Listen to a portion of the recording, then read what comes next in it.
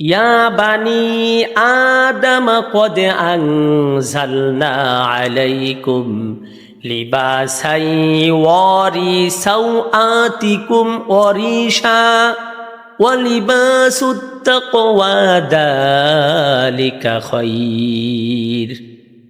হে আদম সন্তান, আমি তোমাদের জন্য পোশাক নির্মাণ করেছি যাতে করে তোমরা সতর ঢেকে রাখতে পারো, লজ্জাস্থান ঢেকে চলতে পারো। আর শোনো, এই পোশাক নিয়ে যুগে যুগে বাড়াবাড়ি তৈরি হবে। আর এজন্য আমি উত্তম পোশাক হিসেবে তাকওয়ালা পোশাককেই আমি তোমাদের জন্য নির্ধারণ করে দিয়েছি। সম্মানিত মুসলিম ভাই বোনেরা, আজ আমরা দেখতে পাই পশ্চিমা বিশ্বের সাথে তাল মিলিয়ে, বিজাতিদের সাথে তাল মিলিয়ে আমার দেশের মা বোনেরা, আমার দেশের যুবক ভাইয়েরাও পোশাক পরিধান করতে কিন্তু দ্বিধাবোধ করে না। কিছুদিন আগে দেখতে পেয়েছি যে ব্যক্তি নিজেকে সুদর্শন পুরুষ হিসেবে দাবি করে, এডলফ খান, তাকে আমরা লজ্জাজনক অবস্থায় দেখতে পেয়েছি। অথচ চলচ্চিত্রের মহানায়ক যারা নিজেদেরকে দাবি করে তারা তাকে সম্মানের ভূষণ দিয়েছে আর বলেছে, সুদর্শন পুরুষ হিসেবে তাকে আখ্যায়িত করেছে। অথচ আমরা দেখেছি তার গায়ে মহিলাদের পোশাক, নারীদের পোশাক, তাকে চিহ্নিত করার কোনো কায়দা নাই। সে যে মহিলা বা সে যে নারী নয়, সে যে পুরুষ, এরকম চিহ্ন তার মধ্যে নেই। অথচ সে নিজেকে সুদর্শন পুরুষ দাবি করে বসেছে। আল্লাহর রাসূল সাল্লাল্লাহু আলাইহি ওয়াসাল্লাম এমন ব্যক্তিদের জন্য, এমন পুরুষদের জন্য বুখারী শরীফের মধ্যে হাদিস এসেছে, তাদের জন্য অভিশাপ করেছেন। নাউজুবিল্লাহ, তাদের জন্য আল্লাহর রাসূল অভিশাপ দিয়েছেন, তারা জাহান্নামী। যে সমস্ত পুরুষেরা নারীদের ভূষণ, নারীদের পোশাক তারা পরিধান করে, তাদের জন্য রাসূলের অভিশাপ রয়েছে, বদদোয়া রয়েছে। যে সমস্ত নারীরা পুরুষদের পোশাক পরিধান করে, তাদের জন্য রাসূলের বদদোয়া রয়েছে। আরেকটি দুঃখজনক বাস্তবতা আমরা দেখতে পাই, আজকে আমার দেশের তরুণরা, যুবকরা, মেয়েরা পর্যন্ত ফুটবল খেলার এই মাতামাতি নিয়ে পশ্চিমা বিশ্বের খ্রিস্টানদের জার্সি ও গেঞ্জি পরা নিয়ে তারা আজকে উন্মাদ হয়ে পড়েছে। নিজেকে তাদের ভক্ত দাবি করে তাদের পিছনে হাজার হাজার লাখ লাখ টাকা খরচ করতেও দ্বিধাবোধ করছে না। আমরা অনলাইনে দেখতে পাচ্ছি যে তারা তাদের জমি বিক্রি করে, বাড়ি বিক্রি করে ওই সমস্ত ভক্তদের জন্য সাপোর্ট, নিজেকে একজন একনিষ্ঠ সাপোর্ট দাবিদার করার জন্য তাদের জন্য এরকম পতাকা নির্মাণ করতেছে। আফসোস তাদের জন্য। অথচ তারা মুসলমান, নিজেদের জার্সি গেঞ্জি পরা নিয়ে প্রতিবেশীদের সাথে ঝগড়া, মুসলমান ভাইদের সাথে ফিতনা তারা করতে দ্বিধাবোধ করতেছে না। আমরা এও দেখতে পাই যে নিজের ভক্তকে নবী বানাতেও তারা কুণ্ঠাসা বোধ করে না। নাউজুবিল্লাহি মিন জালিক। আমরা অনলাইনে দেখতে পাই, বাস্তবতা কতটুকু সত্য তা আমরা জানি না। মেসি নামক ভক্তরা তাদের মেসিকে মুসা নবী দাবি করে বসেছে। নাউজুবিল্লাহ, মুসা নবী দাবি করে বসেছে। আমার দেশের মুসলমানের চরিত্র যদি হয় এই, তাহলে আমাদের ভবিষ্যৎ প্রজন্মেরা কোথায় গিয়ে দাঁড়াবে? দুঃখজনক বিষয় হলো, রাসূল সাল্লাল্লাহু আলাইহি সাল্লাম পবিত্র হাদিসের মধ্যে ঘোষণা করে দিয়েছেন, আল মারউ মা'a মান আহাব্বা, যাদের সাথে যারা সাদৃশ্য করে চলবে, মহব্বত করে চলবে, কিয়ামতের দিন তাদের লাইনেই, তাদের কাতারেই তাদেরকে কাতারবদ্ধ করা হবে। আজ আমি যার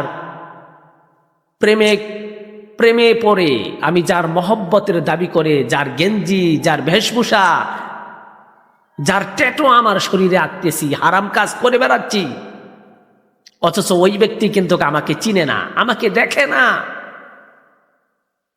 আমাকে সে ভালোবাসে না।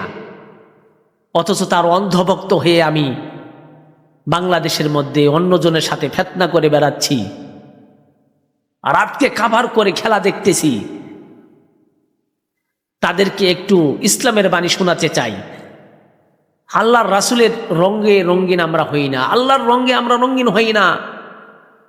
অথচ আল্লাহর রঙে রঙিন যদি হই, আল্লাহর রাসূলের আদর্শে চরিত্রে আমরা যদি দিনাতিপাত করি, ওই সমস্ত মেসি, নেইমার, এমবাপ্পে আমাকে দেখে না, অথচ আল্লাহর রাসূল আমাকে দেখতেছেন।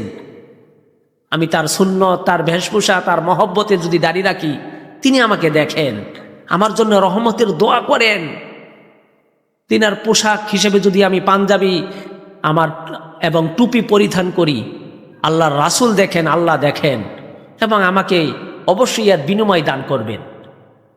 অথচ অন্ধভক্তদেরকে জানিয়ে দিতে চাই, তোমার মেসি, তোমার নেইমার কিন্তু তোমাকে দেখে না, তোমাকে চিনে না, তোমাকে গুনার টাইম তাদের নেই, তোমাকে হিসাব করার টাইম তাদের নেই।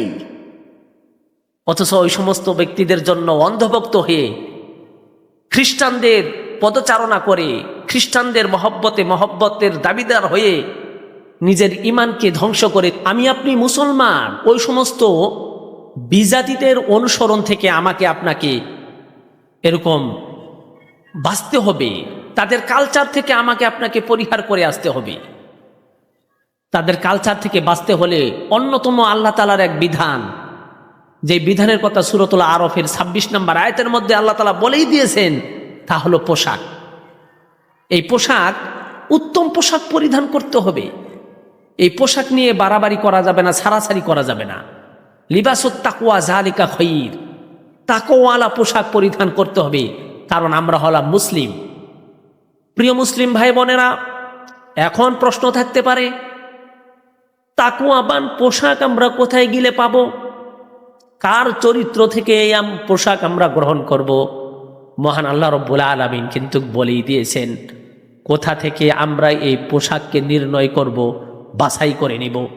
আল্লাহ তাআলা সূরাত আলে ইমরানের ৩১ নম্বর আয়াতের মধ্যে বলে দিয়েছেন, কুল ইন কুনতুম তুহিব্বুনাল্লাহা ফাত্তাবিউনি ইউহিব্বুকুমুল্লাহ ওয়া ইয়াগফির লাকুম যুনুবাকুম ওয়াল্লাহু গফুরুর রহিম।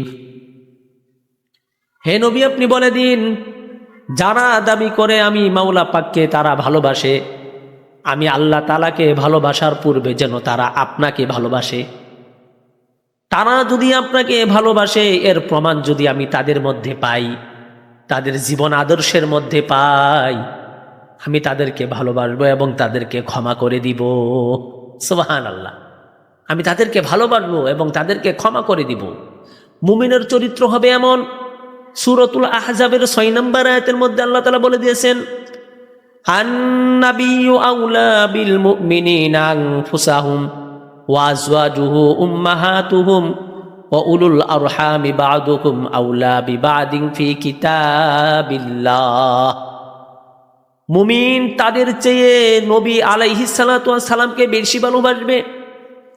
নবীর পছন্দই তাদের কাছে পছন্দনীয় হবে, এবং নবী যেটা অপছন্দ করেছেন তারা সেটা বর্জন করে দিবে। সুবহানাল্লাহ। মুমিনদের চরিত্র হবে এমন। এজন্য নবী আলাইহিস সালাতু ওয়াস সালাম কেমন পোশাক পরতেন, তিনার চরিত্র থেকে আমাকে পোশাক বের করে এনে পড়তে হবে। আজকে আমরা অনলাইনে মেসির পোশাক, নেইমারের জার্সি, এমবাপ্পের জার্সি, অমুক তমুকের জার্সি এটা নির্মাণ করতে পেরেছি। এটা নির্মাণ করে আমি আমার গায়ে তুলতে পেরেছি, কারণ মহব্বতের দাবিদার আমরা, তাদের সাপোর্টার। তাহলে নবী আলাইহিস সালাতু ওয়াস সালামের সাপোর্টার হতে হবে না? তার মহব্বতের দাবিদার যদি আমি হতে চাই, তাহলে তার আদর্শ খুঁজে খুঁজে বের করে তার পোশাক কেমন ছিল, তার আচরণ কেমন ছিল, তার চলা কেমন ছিল, তার বলা কেমন ছিল, এখান থেকে আমাকে বের করে পড়তে হবে। সূরাতুল হাশরের ৭ নম্বর আয়াতের মধ্যে আল্লাহ তাআলা বলে দিয়েছেন, ওমা আতাকুমুর রাসূলু ফাখুযুহু ওয়া মা নাহাকুম আনহু ফান্তাহু ওয়াত্তাকুল্লাহা ইন্নাল্লাহা শাদীদুল ইকাব।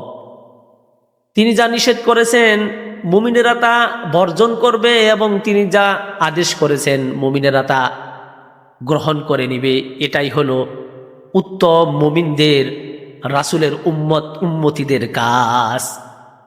আল্লাহর রাসূল সাল্লাল্লাহু আলাইহি সাল্লাম তিনি যেমন জীবন আদর্শ নিয়ে এসেছেন, প্রত্যেকটা মুমিনের মধ্যে সেই জীবন আদর্শের মধ্যে রয়েছে কল্যাণ, রহমত এবং বরকত।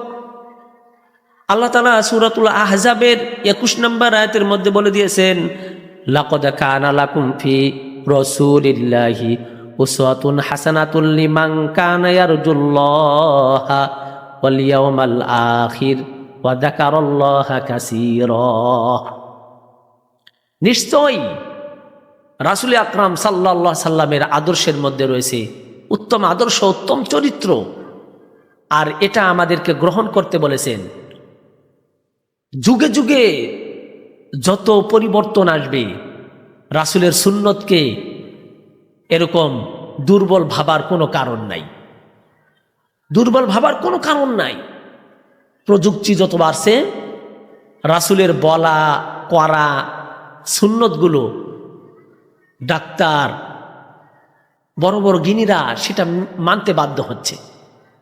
এই জন্য আসুন, নিজেকে মুমিন বানাতে হলে, আল্লাহ তাআলা প্রিয় পাত্র বানাতে হলে আল্লাহর রাসূলের আদর্শ গ্রহণ করি, বিজাতি কালচার বর্জন করি। মহান আল্লাহ তাআলা তৌফিক দান করুক, আমিন। ওয়া আখির দাওয়ানা আলহামদুলিল্লাহি রাব্বিল আলামিন। আসসালামু আলাইকুম ওয়া রাহমাতুল্লাহি ওয়া বারাকাতুহু।